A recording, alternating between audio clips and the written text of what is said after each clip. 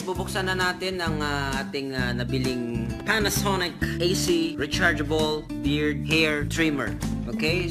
Pero guys, nabuksan na to kanina. Kaya lang, medyo limited lang yun kasi chinek lang namin kung maandar ba siya o hindi. Hindi namin talaga binuksan lahat. So, bubuksan natin ngayon ang trimmer na to. Kasi dati, may nakabili ako ng isang ganito din. Kaya lang, mura lang siya. Pag nagtitrim na, hindi maputo lahat kasi may napansin ako, hindi siya steel yung cutter niya, kundi plastic.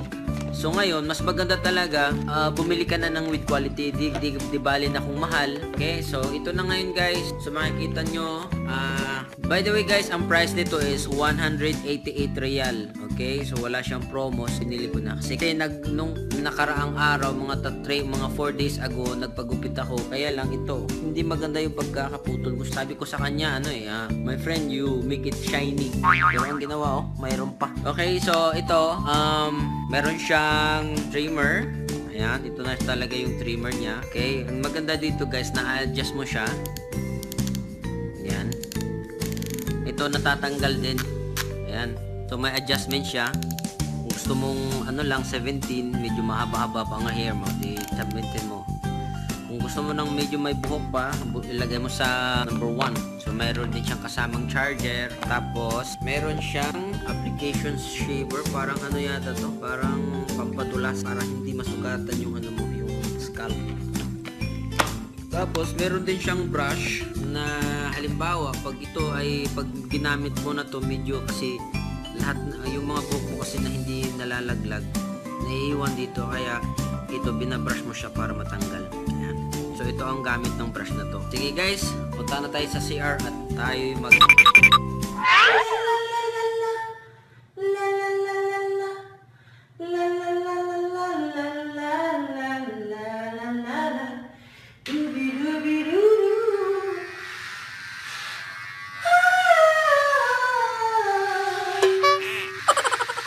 ayan, tanggal siya para pantay. Kasi kahit ganito yan, makintab, manipis dito. Ayan makapal pa rin dito. Hindi siya pantay. Mas maganda, pantayin siya. Tanggalin nyo yung Pero careful kayo guys kasi minsan nakakasugat to sa totoo lang guys, sa mga iba dyan na minsan nako-conscious tayo na nawawala na yung mga buhok natin. Actually guys, katulad nyo rin ako dati. Kasi hindi naman talaga ganito yung buhok ko dati. Makapal din. Nung bata pa ako, makapal naman to. Kung makikita nyo dun sa mga dati kong mga pictures ng graduation ko, tapos hindi naman to ganito. Tapos nagsimula to nung when I was 27 years old. Parang nagsisimula na siyang magninipis dito. Ayan. Tapos dito makapal. So dito parang may siya, parang makintab na siya. Napapansin ko, talagang na-conscious ako guys. Parang hindi ko matanggap. Parang parang ayaw ko, nagiging bumaba yung self-esteem ko. Tapos pili ko parang hindi ako, parang babawasan yung pugi points ko. So, ang ginawa ko guys, wala na akong ibang kampi, kundi ang sarili ko lang. Kasi minsan mga kaibigan ko, na panot, kalbo, ganun. Pero, nag-research ako kasi kailangan kong kumbinsihin ng sarili ko. Ano ba ang mga advantage pag kalbo ka? Pag ganito ka, pag wala ka ng buhok? Okay guys, isi-share ko sa inyo. So, number 1, pag kalbo ka daw, you have a lower risk of cancer. Meron daw study na 45% dun sa mga katulad natin nawala ng masyadong buhok, ay less ang chances na magkakaroon tayo ng prostate cancer. Gawan ko lang kung totoo kasi hindi naman ako expert para patunayan yan. So yung pangalawang pangalawang advantages daw, you have a more efficient metabolism. Gawan ko lang, hindi kasi parang kabaliktaran yung nangyari sa akin, parang tumataba ako. Nagustuhan ko yung pangatlo kasi parang totoo siya. Kasi sabi dito sa pangatlo, you are seen more masculine. Parang maporma daw yung katawan mo pagkalbo ka. Pero, para pagkalbo ka, di ba nakikita mo yung mga wrestler, yung mga bodybuilder, mas maganda yung katawan nila tingnan kasi pag wala silang buhok kasi. Ang nangyayari, lumiliit yung ulo nila kasi wala silang buhok. So ang nangyayari, parang mas malaki yung katawan tingnan. More masculine. Kaya lang wala pa eh. Hindi pa ako, parang wala. Hindi masculine to eh. Hindi nga. So yung pang-apat naman, ito totoo talaga to. Pag kalbo ka o wala ka ng buhok, sabi niya, magkakaroon ka ng savings. Ano masisave mo? Masisave mo yung time at saka money. Kasi pag kalbo ka guys, hindi mo na kailangan magpagupit buwan-buwan. Or kung kailangan mo lang bilhin isang beses yung trimmer, tapos ikaw na yung magugupit sa sarili mo. Diba? Nakakapag-save ka ng money. Sa time naman, hindi mo na kailangan ayusin ang buhok mo. Tapos kung naliligo ka, mabilis. Wala nang sabon-sabon, wala nang shampoo. So nakasave ako sa time.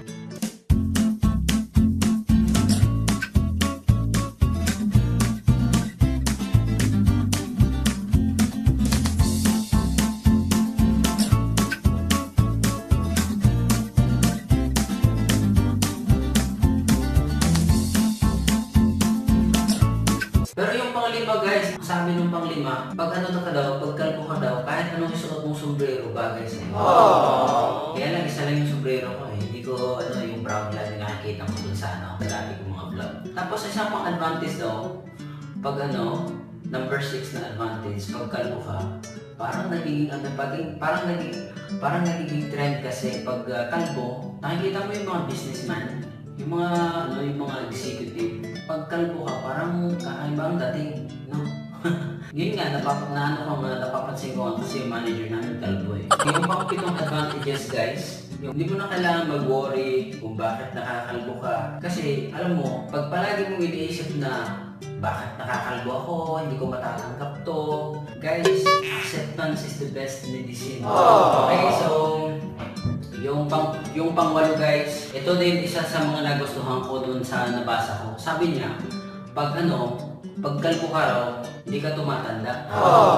Unang pagpakalbo namin, parang matanda kami tingnan, pero but in the long run, nagmumukha kami bata. Diba nakikita din naman yung mga artista nung kabataan pa, nung medyo bata-bata pa sila, mas matanda pa sila tingnan kaysa nung nagpakalbo sila, nung tumanda sila. Diba, kita mo naman si Bruce Willis, sino ba yun? Jason Statham, pangalan dito. Yung mga ibang mga artista, yan ako dito nakikita nyo.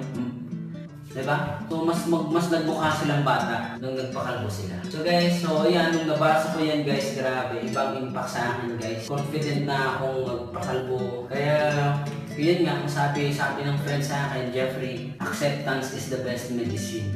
Yan na lang, tanggapin mo na lang. Be confident, huwag kang masyadong conscious dyan sa buhok mo. Ito lang masasabi ko guys. Ito yung dagdag ko dun sa nabasa ko. Kasi may nakapagsabi sa akin. Sabi niya, Jeff, you should be thankful. Bakit? Bakit ako magpapasalamat? Nakalbo na nga ako. Pero ito ang maganda. Sabi niya, Jeff, yung sa'yo, ang nawala sa'yo, buhok lang. Yung iba dyan, so mula nung pinanganak sila, wala nang mata. Sa'yo, buhok lang. Yung iba nga may mata, hindi naman nakakakita. Meron tenga, hindi naman nakakarinig. Minsan nga, yung iba wala nang tenga, walang bibig, hindi nakapagsalita. Okay, walang kamay, walang paa, hindi makakalakad. Sa'yo, buhok lang yung nawala sa'yo, nagre-reklamo ka na. You should be thankful. Wala naman akong narinig na taong namatay o hindi siya nakapagtrabaho, hindi nakapag-asawa dahil kalbong-kalbo na siya. Diba? So guys, ito lang mapapayo ko dyan sa ibang mga hindi pa nila matanggap. Tanggapin nyo na. Kasi hindi tayo nag-iisa, marami tayo. Welcome to the club. Okay guys, tapos na ako maligo at saka ito nilalagyan ko na lang ng ano ba itong nilagay ko? Vaseline scalp conditioner para hindi siya magiging dry. Okay guys, sana guys may natutunan kayo sa video ko na to at dapat talaga magiging confident na tayo. Huwag na natin iniisip yung mga problema na ganyan. Kasi pag iniisip mo, ikaw pa rin namang mahihirapan. Tapos, kung iniisip mo, ito na yung pinaka-worst situation mo sa buong buhay mo. Isipin mo na lang yung mga binanggit ko kanina. Kung sa'yo nangyari yon, ano kaya magiging experience mo? Sa'yo buhok lang. Buhay ka pa. Healthy ka pa. Okay guys, click nyo lang ang like button, subscribe din, saka bell para ma-update namin kayo sa mga bagong videos. Huwag nyo pong kalimutan i-share to sa iba para magiging confident din sila. Okay guys, thank you very much for watching. Bye-bye!